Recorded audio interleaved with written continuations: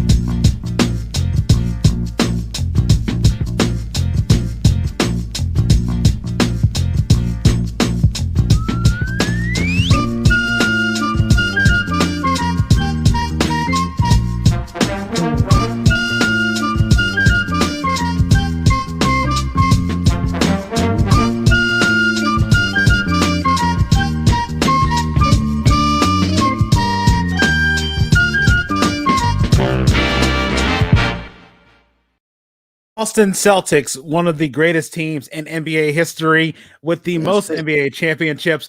I am here to talk with this year's Celtics with big Celtics fan Nate King. Thank you for being on this podcast. Especially, I reached out to you via Twitter just to sort of canvas and try to find fans, and I was glad to be able to reach out to you, and I'm glad we were able to orchestrate this interview. Again, thanks for being on the podcast, and how are you doing today, Nate? Thanks for inviting me, and I'm doing very well. Here to talk some sports. Oh yeah, definitely. The first thing I wanted to ask you, as a diehard Celtics fan, what led you to becoming a Celtics fan? Well, I'm from Boston, but believe it or not, Portland was actually my first favorite team.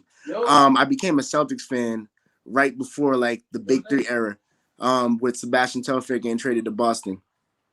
To you, what is the most memorable moment as a Celtics fan?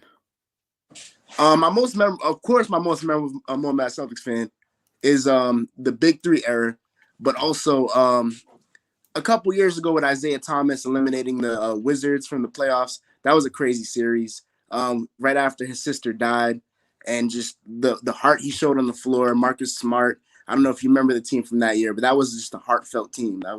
They were dogs really that year. Yeah, and I know that's especially before the whole Kyrie going to Boston thing, which left a bad taste in most Boston fans' mouths. I feel like that was a completely different. When you look at that team, everybody thought that Kyrie was going to put them over the top, and honestly, he didn't. I feel like they regressed when he was there, but you know that stuff happens. You think you make a big move for an impact player, and not all the time it works out. Yeah, no, Kyrie.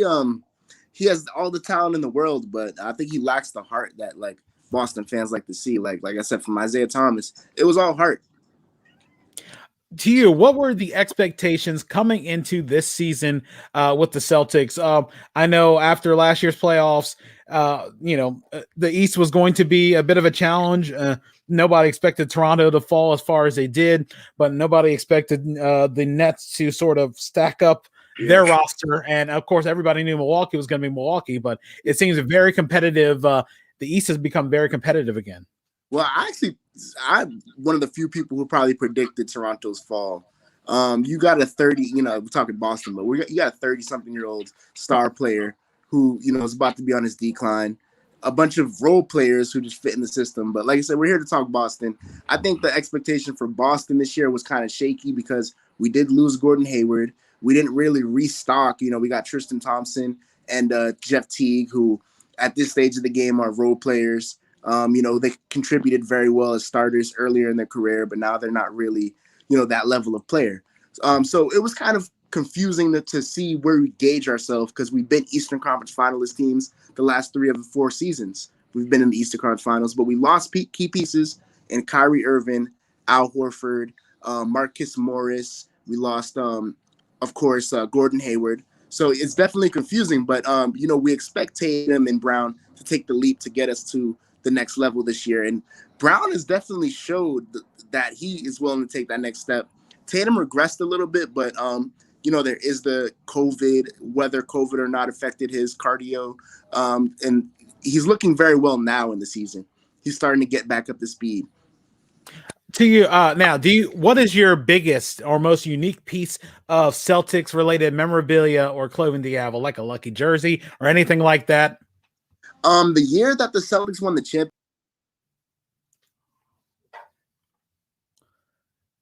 I think we're having a little bit of a technical issue, but we'll get Nate right back. Again, for everybody's out here watching, thank you again. And it looks like we're getting Nate right back in. We can pick that right up. I'm so sorry about that. Oh, no problem. Hey, it's live, and when it's live, stuff happens. So we were saying the year we can just start that from the question. You said most unique piece of team related memorabilia. You were saying from the year they won the championship. Yeah, the year the Celtics won the championship. I actually got the luck of going to a Celtics basketball camp with Paul Pierce. My team won the championship. I got to get a picture with the Celtics banner with Paul Pierce. That year they won the championship. I got a trophy. So that's actually my biggest piece of memorabilia because it happens to coincide the year that they won. I got to meet Paul Pierce. My team won the championship at that camp. So that was definitely a very good year. What was that like? It just, especially being around a guy like Paul Pierce. I know now all we think of the ESPN stuff that occurred on Instagram a few weeks ago, but what was Paul Pierce like especially being in that situation? He's very chill guy. I got to play one-on-one. Well, everyone at the camp really got to, get like a one-score one-on-one game with him. Mm-hmm. Yeah, I mean, I can only imagine, especially being a fan of a team like that and be able to meet him, and then of course it all coinciding with everything that occurred with the championship. That has to be great. Can I pause my mic real quick? Just 1 second. I have something going on here. No problem. As we're going on live, again, for thanking everybody who's watching, both from Twitch and on Facebook, and of course, you can always share the link to our live stream that is also going on YouTube as well. And of course, this is the first of 2 live streams that we're doing. And in a little bit, we'll be doing one talking about the Charlotte Hornets as well and their expectations coming into the season as well. But of course, right now you are watching a live stream of my interview with Nate King as we talk about the Boston Celtics. And this is going to be very interesting. We all know that the Eastern Conference, everybody is loading up. It seems like a little bit of a arms race now, especially when everybody sees that vulnerability in the Western Conference with LeBron, and especially Milwaukee loading up, Miami loading back up as well, and everybody's sort of trying to get that one shot to take a shot and seeing if they can beat possibly the Lakers, possibly the Jazz, possibly the Suns. You never know, because again, until playoff time occurs, you never know who's really going to come up big. And again, for everybody who's watching, thank you so much. And we do appreciate it. And feel free to give it a share. And this episode will be coming out right around the time of the NBA playoffs, which of course is so weird. This would have been the time, any other previous year where COVID wasn't running rampant. This would have been the time that the playoffs were going to be underway. We got an extra month going on, and we know there's so many games left. And with the plan looking like it's going to be a permanent thing, especially now. And, that's going to be one of those things that people are going to talk about. If you are the 7th, 8th, or 9th, or 10th seed, you aren't going to be guaranteed a shot to be in the playoffs unless, you win all your games. And it's going to be very interesting to see how that goes. And for everybody, if you guys have any questions, feel free to shoot us some questions in the comments. We can always answer those as well. Of course, I'm Earl Holland and the host of the Sports Refuge podcast. A lot of you guys have seen it on the, of course, either on Facebook or on Twitter. We do new episodes every week, and we have one coming out very soon too. So of course, you can always keep locked. But once we continue this interview, there are so many different questions. The idea and the impetus of this live stream began with the NFL playoff preview 2 seasons ago, where we were just canvassing fans who are locally, especially in the Maryland, Delaware area, who were big fans of the show or who are big fans of their particular team.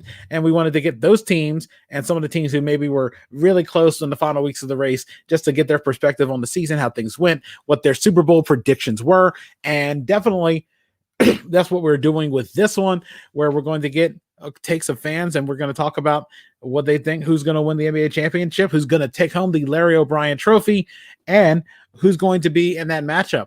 I know a lot of people are thinking right now, are the Nets the team to beat in the East? I mean, some Sixers fans might say otherwise, but you never know. And of course, Milwaukee, they have a puncher's chance, which is hard to believe that you can say that the Milwaukee Bucks, especially after the dominant run they had in the Eastern Conference last year, are the team that might have a chance. I mean, you never know. The biggest thing about, unfortunately, we're going to be talking about the Nets because right now they are the team that everybody is looking at. Not even the Lakers right now because everybody's hurt.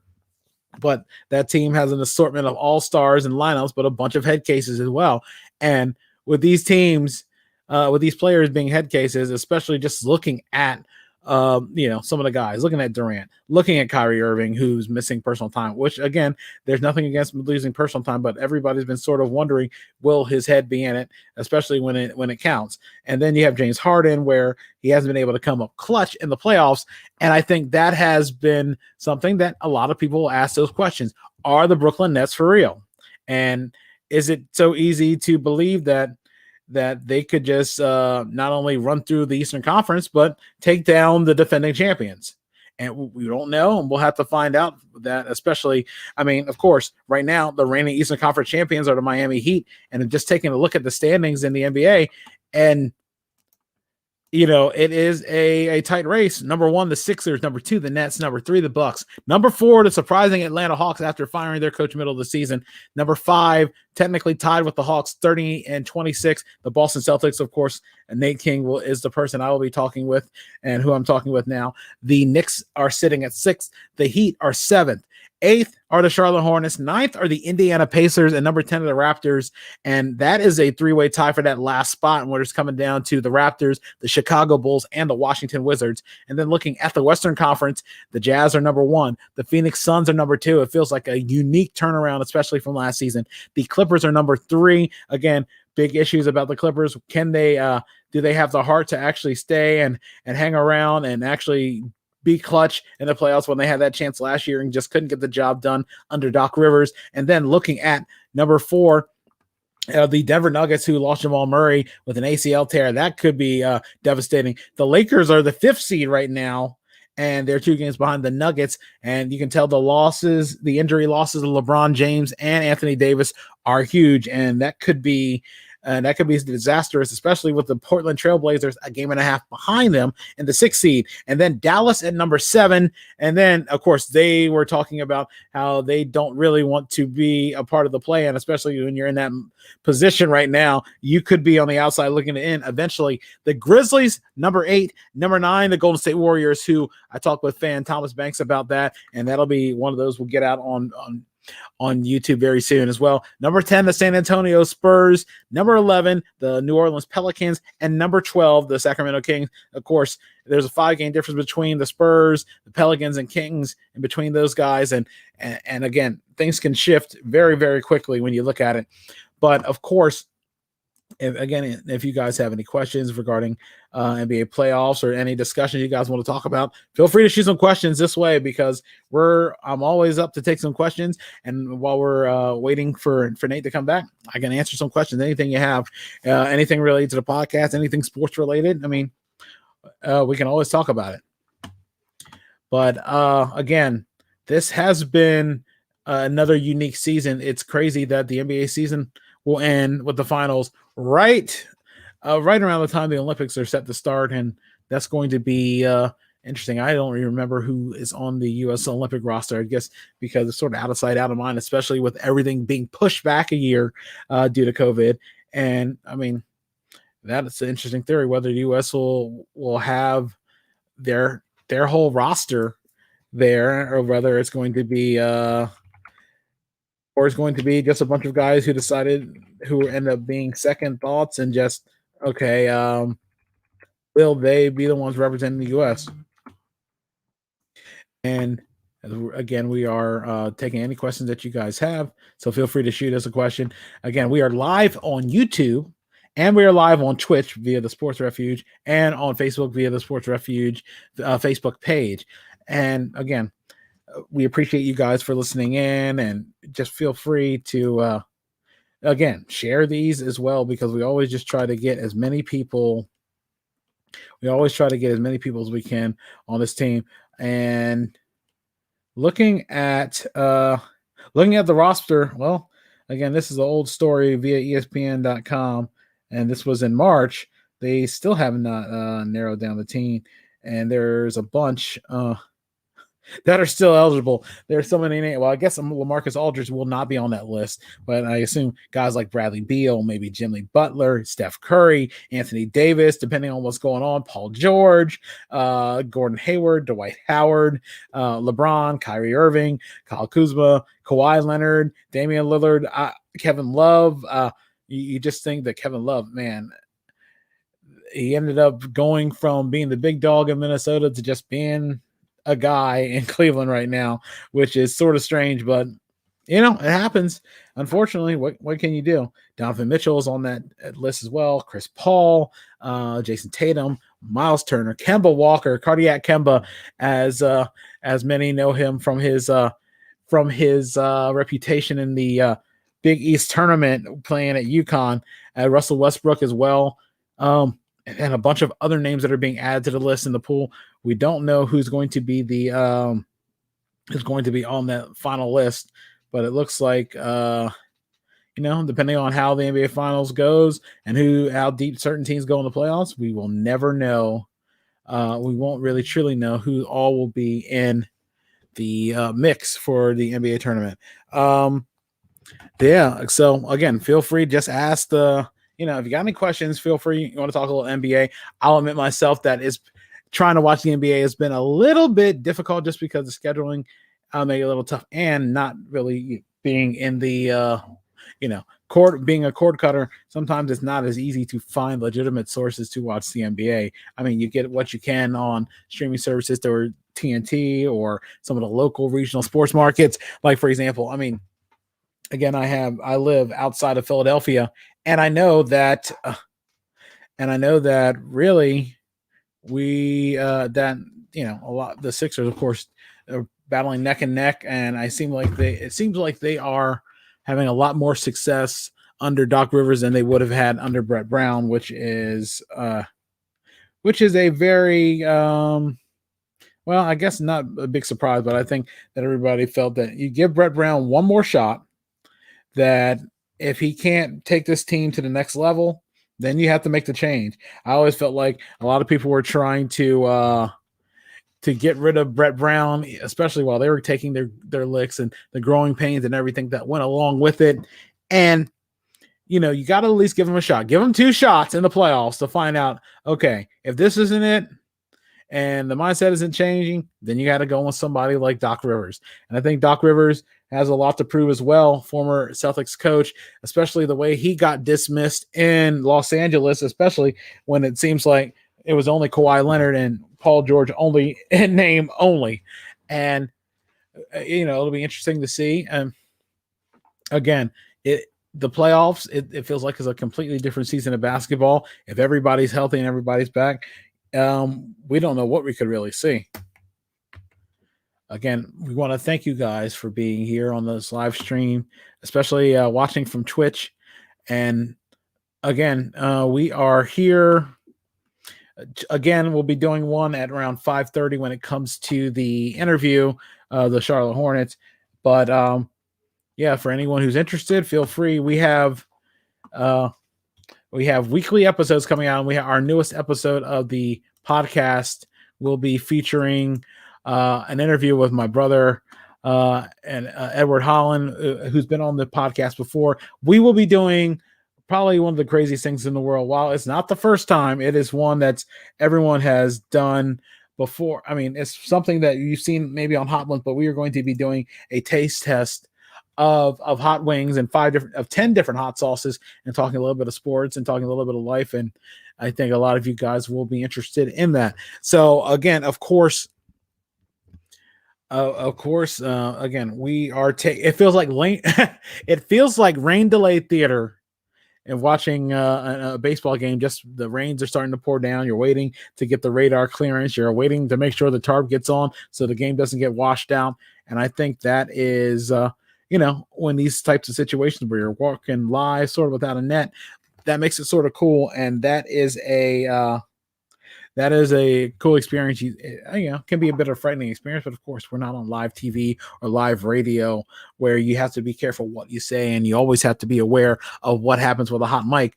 But again, we're here and talking with Nate King about the Boston Celtics, and a lot of when you look at the standings, no one expected. I don't think anybody expected the Knicks to have a turnaround so quickly, and in order to really be vying for maybe one of the top 4 spots in the playoffs, to be safe of that danger zone of being 7, 8, or 9 or 10. That's a really surprising, and really it is a half game difference. They can easily end up being with a win and things go on their way. Eventually things are going to even out. A win could really make the difference between ending up facing the 5 seed or ended up facing the Milwaukee Bucks in the first round, because that is going to be huge. I mean, I don't think anybody else wants to fall any further and end up having to play the Sixers or the Nets, especially how red hot those teams are and how good and solid they are. Again, I am Earl Holland. I am the host of the Sports Refuge podcast, the show where guests connect with, discuss their connection with sports. You'd think I should be able to know that line inside and out, but again, when you're so used to reading it, it doesn't really formulate. But yeah, this is a show where I created the format about 3 years ago, just as a means of I thought about it'd be nice to just talk to people about sports. I don't care about a lot of the other stuff that goes on in sports, and you can take that as it is, as not talking about the politics, as not talking about the money and things like that. People are going to get paid. There are guys who are so good and so talented that you can't help but to talk about them. But it feels like when you watch the 24-hour news cycle, it's sometimes the same topics over and over, the same teams over and over. They're not my teams. Sometimes they're not your teams. And the thing is, why does it feel like we as sports fans get left out? I think the focus of my show is more about really what interests people have, things like that, and unique stories. I know we've been talking a lot more with a lot of former journalists. Of course, that's part of my background, being a former newspaper reporter. And what it is that I feel like, being a journalist, I could always tell everybody has a story to tell, no matter how unique or no matter how similar it is. Sometimes it's the little things. And I feel like that's the biggest draw to talking to a guest, because there's always a question that you may have. I hate to ask, but something's happening in my house. Is there any way we could do this again in like 30 minutes or something? Yeah, we can do it 30 minutes. I'm just going to keep this going. So at least I'm just going to keep this going, so you can just come back in 30 minutes sorry. if you need to. I had a little emergency kind of pop up. Okay, no problem. Hopefully everything's all right. Nothing too serious, but nothing too crazy. It's just the in-law, like my girlfriend's mom came over, so I know that's too much for a podcast, but hey, no problem with that. Yeah, like I said, we can always. Yeah, like I said, I guess what 4:30 p.m. Yeah, once this is done, I'll be right back. Okay, yeah, no problem. All right, sorry about that. Okay, yeah, no problem. Hey, thanks for the heads up. Okay, no problem. Okay.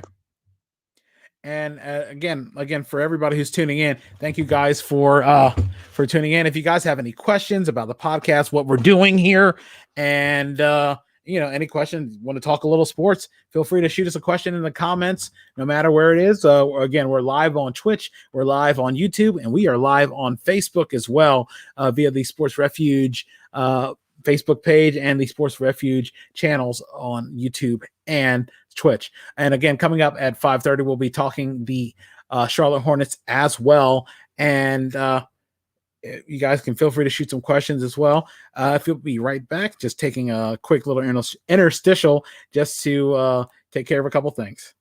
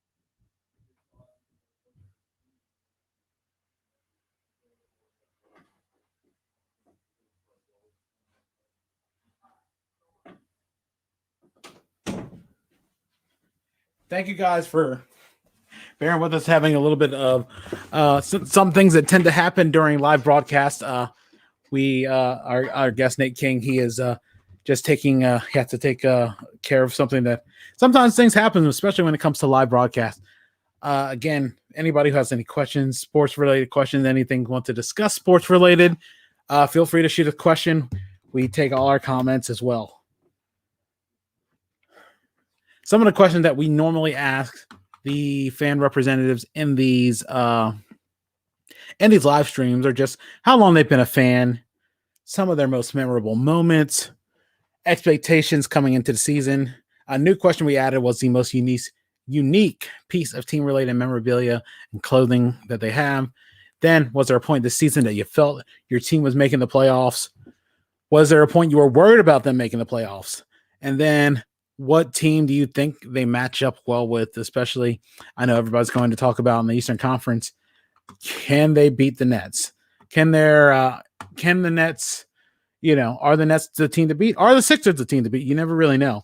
So that's going to be very interesting to see how that's going to go. And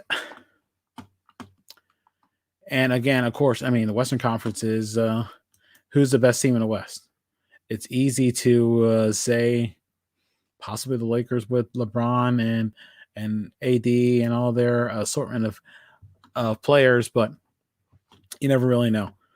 And again, it's really hard to tell because you never know what kind of real weird injuries and things may pop up. I know in the past few days, Jamal Murray and his ACL tear, that's put Denver fans they have them a little nervous, especially going into the playoffs. And now, again, Donovan Mitchell having a severe ankle sprain. Thankfully, it was not worse than it could have been. but he's still going to miss a little bit of time. And again, of course, LeBron and Anthony Davis out, so that could be also impactful, especially as at one point the Lakers were one of the top seeds in the West, and they're slowly sliding down and going 5-5 their last 10 games, but they went from first to fifth. And I mean, maybe that's a optimal matchup when you're facing the Nuggets, but then again, you could end up facing the Jazz, or could end up facing whoever comes out of that 8 seed. And you never know. Especially, no one knew the Jazz was going to be that good. And I mean, it's going to be very competitive in the NBA. So again, feel free to shoot us some questions. We'll take some questions on all different sports if you want to. Feel free. Again, if you know people who'd be interested, that we're always looking. We're looking at we're looking for fans who are Atlanta Hawks fans. We're looking for fans who are Brooklyn Nets fans. We're looking for people, Milwaukee Bucks fans. I know there's plenty of Milwaukee Bucks fans, and we're always trying to get a lot of people, especially trying to expand our boundaries just to see who would be good to talk to, and just to really, find people who would be a great fit, especially for this podcast. Sometimes not everybody's settled out for talking on live stream, and sometimes it just doesn't work that way. Again, for a lot of people who want to see some of our previous podcast episodes, of course, we'll put a few in the listing, because again, we have our most recent one. Our most recent episode featured Greg Bosman Sr., who is a high school basketball coach in Crisfield, Maryland. And his interesting story, he just talked about how he had his love for the game of basketball, his passion for it. He ended up growing to about 6'8", and back in the 80s, early 80s, 6'8", and he loved to be a long range shooter. Wasn't one of those perimeter guys that, of course, now he played in the NBA 6'8". He probably have been a star, but unfortunately, different times and different mindsets. If you're not a post player at that height, you might not be seeing a lot of playing time. And he talks about his unique story playing and being able to play college basketball for 2 notable programs, one that the University of Georgia, and then which made the Final Four that year while he had left the program at that time, and playing for the University of West Virginia. And unique stories on how that happened, and really how he continued his love for basketball, and how it led to him becoming an administrator and athletic director for 2 schools in the county he grew up in, and coaching sports there as well. And he talks about how he ended up coaching boys and girls basketball, and what that experience is like, and really as a coach, what he learned, and how the game is really given back to him, and how he's trying to give back to the game. Our previous episode prior to that, one of our episodes, it is one called Jersey Son. This is one with good friend Ben Penserga. We talk about some of our favorite jersey designs, and I know Ben is an avid jersey collector, and those things are, jerseys are not cheap. I have a small little collection of hats. A lot of them are Orioles hats, but the fact is, jerseys, they cost a pretty penny, especially some of the bigger ones, especially ones that are autographed and framed and things like that. You think how much goes into it, but we discuss the looks and different styles and things like that. That we remember, everybody's got their favorite throwback. It doesn't matter if it's based on the player who's in it, or if it's based on the team, the look, the color scheme, because sometimes even the color scheme can be an attractive piece as opposed to the person who's wearing the color scheme. Some of our other ones, of course, one of the episodes may want to highlight, since it is one of our guest birthday. We always tend to do a birthday shout out, and this one is a good friend of mine and a good friend of the show, Mark DeMora, where we talk about his path into becoming. We talk about math. He is basically, we'll say, astrophysicist, and really has a degree in applied math. And we just talk a little bit about that, and we just talk about how a sport can be competition and it can be a game, but they can't be. But some of those things can't be all 3 of those. But for example, a competition can be a game, but it's not a sport. I mean, who thinks Scrabble or a spelling bee is a sport? It's a competition, it's a game, but it is not a sport. I mean, We know how many times we had the spelling bee on ESPN, and people love watching it. I mean, and there's nothing wrong with it, but for them to have the spelling bee on ESPN, it makes you draw on the question whether it is truly a sport. But it's definitely competition. It is a very heated competition because there's a lot of work that goes into it. There's a lot of, it's sometimes one-on-one, and sometimes it's or I guess one-on-one, so on, and things like that. So there's plenty of things like there are plenty of topics of discussion in there, and of course, our podcast episodes don't always end up talking about sports. We end up doing a little bit about personal stories and things involving our lives. Sports is just sort of the drawing card to get into the show, but of course, there's plenty of things. One of our previous episodes, one of our earlier episodes, I guess, in our halfway mark, because we are on 75 published episodes and we're going to be on 76 published episodes very soon. We did one, a good friend of mine, Thomas Banks, who I went to high school with, talks about the unique story of how he was able to really find his lost family after years of being separated. It is a very unique story, and that's something that I think a lot of people would find interesting because, and who knows, there's probably a lot of people out there who are dealing with those types of situations, just haven't been able to keep contact with their family. But that is a very unique tale, and that's one of those episodes that we will definitely, of course, bring back, especially in the future.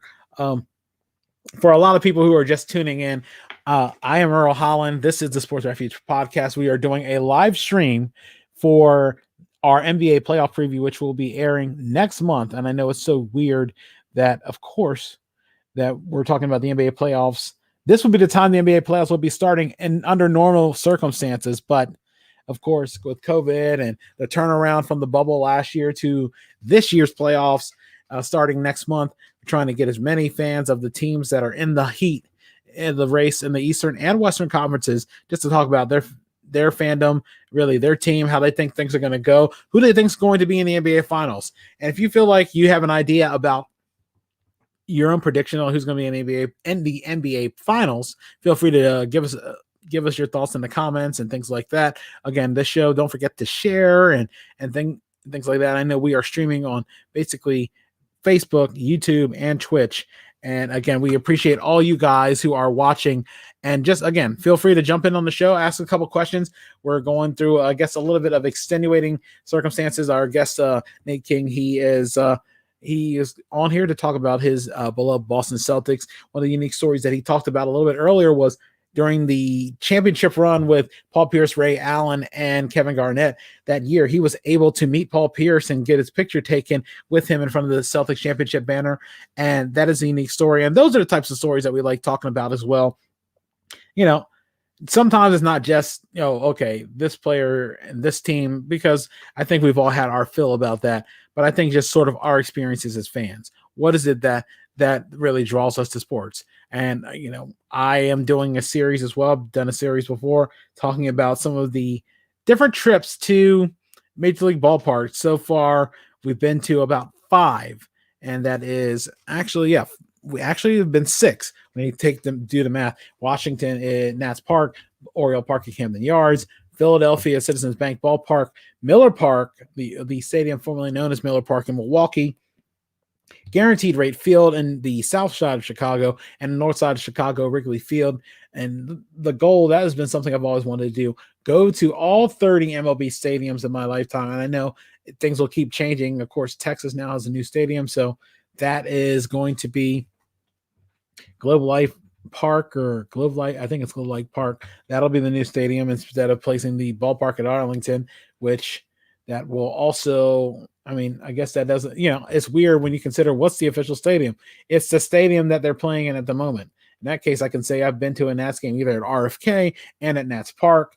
And to me, I think Nats Park is a lot better structurally wise and things like that. I have my gripes with that stadium, especially when it comes to little things like grounds crew, and that's out of their hands. It's sort of like when it comes to dealing with weather, especially the accessibility to the metro, which makes it difficult to get there because as a lot of fans notice, if there's a rain delay or the game runs long, you either have to basically go to the light rail earlier, the metro earlier, or you end up being stuck with a game having to take an Uber or an expensive cab to your spot just to get to your car, which can be very frustrating.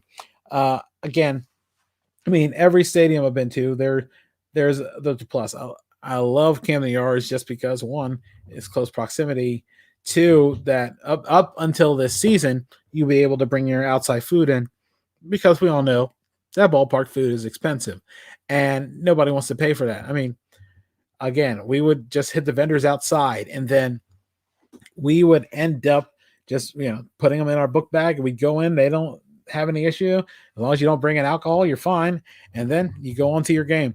But again, we know these policies, especially going all around Major League Baseball with stadiums, just limiting bags, limiting outside food, and it is a bit unusual, but it's more, I guess, it's more relief that we're able to go back to stadiums and going back to games because it's been 18 months since I last went to a game prior to April 8th. And it just felt like something was missing there. It was a void. Of course, everybody's been inside for a year plus, and things are just not normal. Who knows if things will truly get back to normal, at least at the pace that they're supposed to. Those things it may never get back to the way it is. But again, we you just try and just keep going. Again, we're taking any questions that you may have in your you can always shoot it to us in our inbox, and I will try to answer them as best as possible. Feel free to let us know. I mean, right now, I know you guys are probably tired of just hearing me talk alone, but eventually, like I said, in a few minutes, Nate King will be back, and we'll talk a little more about the Boston Celtics and in this podcast interview. And then, of course, coming up at 5:30, we will talk to a Charlotte Hornets fan regarding the playoffs and their expectations, especially, you know, I'll admit, being a Wizards fan, just sort of haven't kept track of the teams as much as I normally would, just because, again, not having all the. It is, yeah, it is very interesting just to see how things have really changed, especially, everybody reloading and building their team back up. But yeah, I definitely don't know. Again, we're here taking some questions if you have them because it's pretty weird.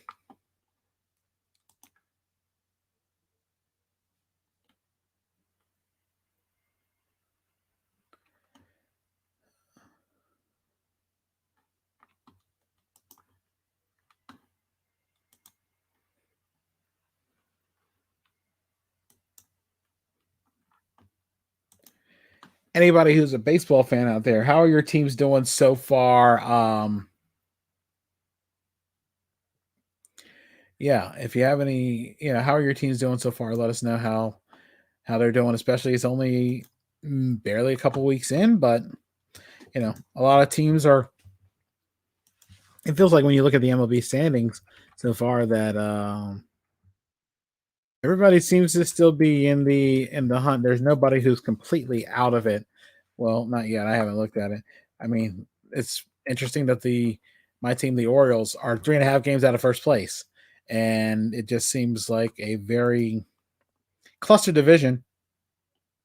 Even the worst team in the majors right now, at least in the American League, are the Yankees. They're 5-8. But looking at the Nationals are 4-7. Well, I guess no surprise there. The worst team in the majors right now are the Rockies, and I guess for good reason because you basically trade your all-star player away. But at least you can say you got something for them. Yeah, for some reason I don't know why I'm yawning particularly, but for anybody who has any other questions, discussions, feel free. We're going live. We're taking in the comments.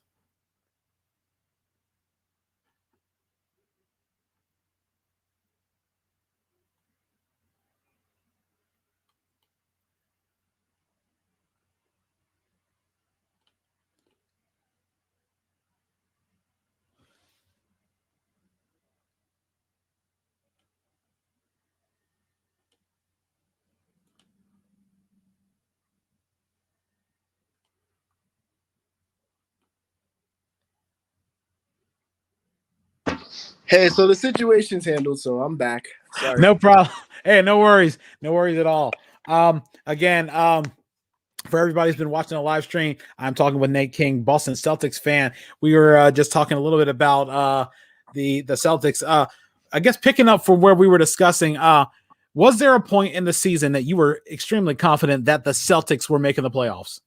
I mean, the whole time I was confident, but they had a run where they were doing really bad.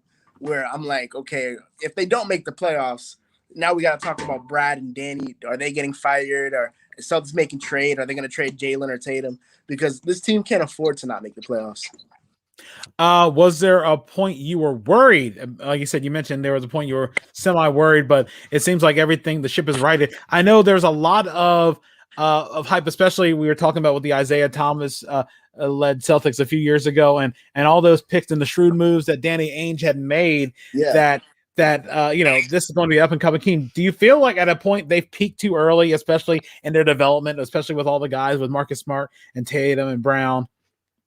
It's not that I feel like they peaked too early, as far as I feel like the team was kind of set up earlier in their run as a championship contender with, of course, Kyrie Irving, Gordon Hayward, Al Horford, vets like Marcus Morris off the bench, a bunch of guys who were win now kind of players. And then you also have on the roster more guys who are developing, of course, Rozier, who's now, on the Hornets. You have Tatum, Brown. So it was kind of two halves, the tale of two halves. Warriors are kind of dealing with the situation too, with Wiseman and the picks they have, where you have the guys who want to win now and guys who want to win later. So now that all the guys are off the team who are kind of win now, the Celtics are kind of true young team that's building to a championship, not a half old, half young team. It's completely Jason Tatum and Jaylen Brown's team.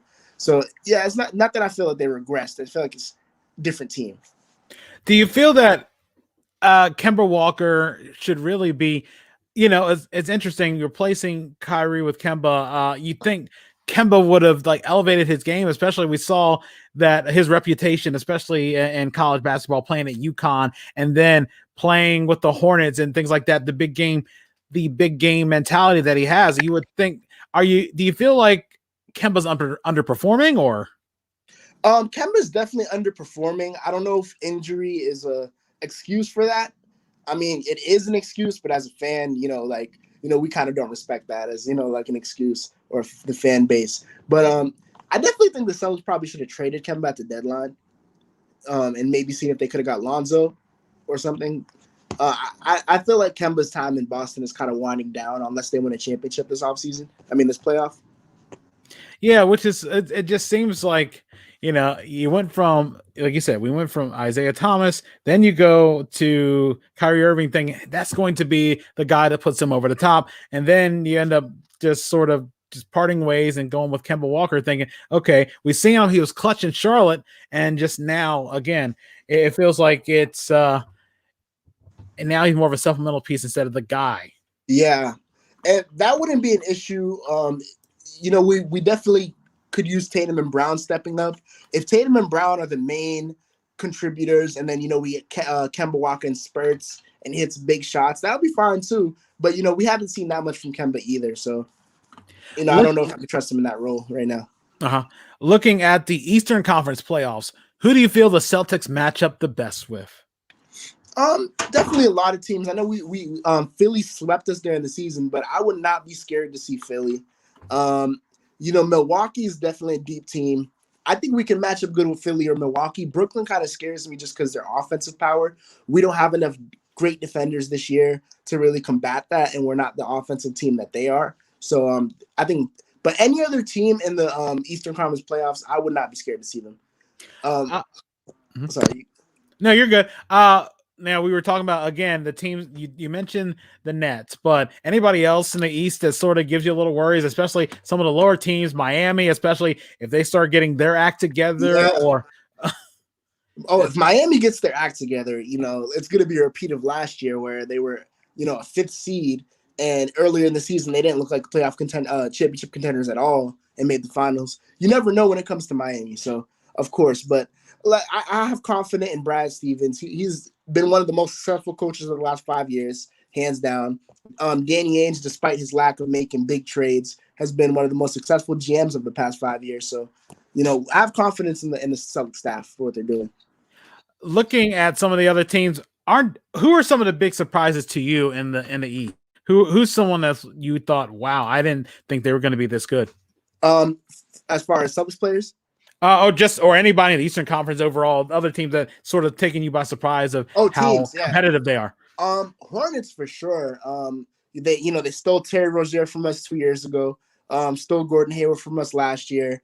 They drafted LaMelo Ball, who I was a big fan of in this last draft, and they're putting together a nice team. They look like they might be 2 years away from, or one piece away from actually being maybe a contender. And if LaMelo Ball hits that next step, it could be amazing for them in Charlotte. Other teams that are surprising, of course, Philly. Nobody expected them to be the first seed. It gives Doc Rivers, who's our former coach, a lot of credit where he lost so much credit in Clippers land, not succeeding with them. But then he goes to Philly and completely turns that around, and Daryl Morey as well, making that team look so good. Milwaukee's always going to do Milwaukee things as long as they have Giannis, so not really a surprise there.